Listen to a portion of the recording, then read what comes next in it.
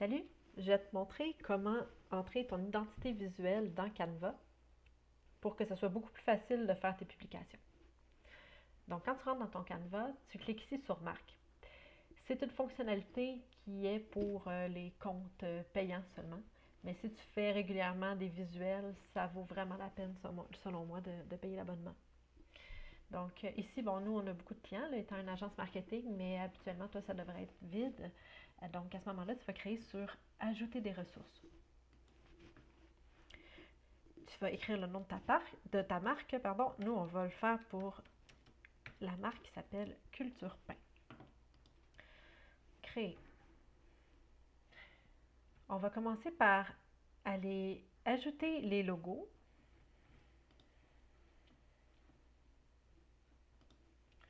Donc, je vais dans mon dossier. Tu peux aussi les glisser. Et là, je te suggère de vraiment ajouter toutes les déclinaisons de ton logo. Tu peux les ajouter soit en PNG ou en SVG. La différence entre les deux, c'est que le PNG, c'est une image matricielle, c'est-à-dire qu'elle est composée de pixels. Ce que ça change, en fait, c'est qu'on ne peut pas la modifier sur Canva, on ne peut pas changer les couleurs nécessairement. On ne peut pas non plus faire du grand format. Je te parle de bannière d'autoroute. Donc, c'est super pratique. Par exemple, pour le web, ça fonctionne très bien. Tu peux l'ajouter. Si tu aimes mieux avoir quelque chose qui tu peux changer les couleurs dans Canva directement, à ce moment-là, je te suggère de mettre le SVG. Ou est-ce que c'est vraiment plus comme un dessin, donc c'est vectoriel, c'est une ligne, si on veut, qui peut se changer au niveau de la couleur. Pour le moment, nous, on a juste besoin de mettre PNG. Alors, tu déposes ça ici. Tu pourrais déposer la version alignée à gauche, ton emblème, la version centrée, toutes les variantes de logo que tu as. Ensuite, on va développer la palette de couleurs.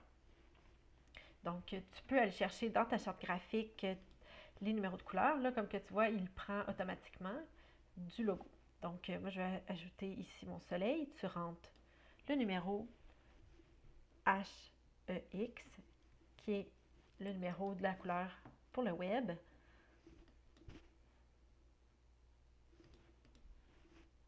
En fait, on peut le conserver comme ça. J'avais oublié de cliquer. Puis, on va aller là, rentrer ici. Donc, j'ai copié-collé ici, ce qui va rentrer ma couleur. On peut poursuivre pour le vert forêt. Oups. Je copie et je colle, et etc. Donc ici, tu peux vraiment développer tes couleurs. Ça va te permettre, quand on va créer une publication, de pouvoir vraiment changer de couleur en restant dans ta palette de couleurs de marque. Même chose pour les polices, donc les typographies. Tu peux aller la sélectionner ici, si c'est une police qui est déjà dans Canva, ou sinon, tu as juste à aller la téléverser ici.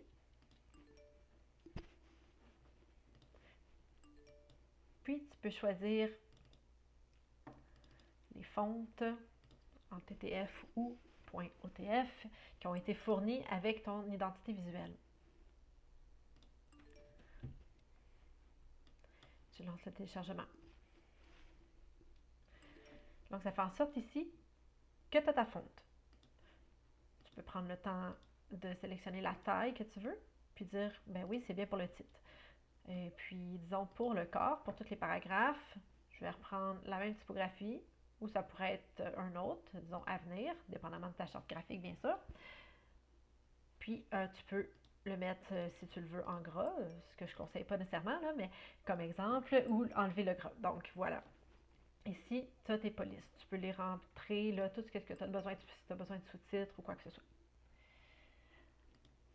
Ensuite, on peut continuer à configurer, mais ça, je te dirais, c'est la base. Quand tu as ça, après, tu peux faire des belles publications assez rapidement. Aussi, tu peux rentrer toutes les photos si tu as pris des photos avec un photographe ou toutes des photos que tu as, exemple, mis un filtre dessus ou des photos libres de droit que tu as fait une recherche puis qui fonctionnent avec ta marque. Tu peux les déposer ici. Même chose pour des illustrations. Même chose pour des icônes aussi. Donc, c'est toutes des choses que tu vas pouvoir avoir à portée de main quand on va créer une publication. Je vais te montrer tout de suite. Donc, elle est faite. Je vais créer une publication. pour Instagram par exemple. Et à ce moment-là, je vais aller dans Marque ici.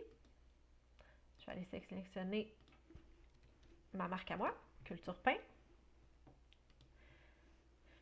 Puis ça fait en sorte que j'ai pas besoin de me poser de questions à savoir c'est quoi la taille de titre que je dois mettre ou la typo de titre, puis toujours aller dans ma charte graphique. C'est comme si j'avais pris ma charte graphique puis je venais de la mettre en condensé dans mon Canva.